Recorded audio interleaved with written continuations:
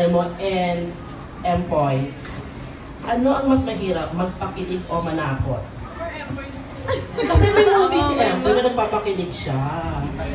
Oo. Ano mas mahirap? Magpakilig o manakot? Magkaiba siya eh. Parang,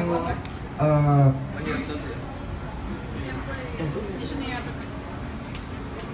sa akin siguro yung, kasi first time ko, so I think yung Manakot. mas mahirap siya. Kasi iba rin yung kailangan mong tandaan na memories para lumabas yung organic feel mo. Yun. And to Janelle. Ako, I'll answer it seriously then. Totoo, fear is actually one of the hardest emotions na mailabas. So, mas mahirap yun, manakot. At ang bagong Kilig King, Empoy. Kilig King.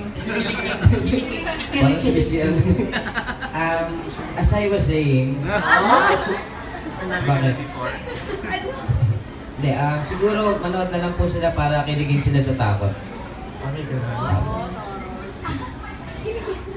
And ano ba sa tanong ko? And to Maris, kung isang kulay si Tommy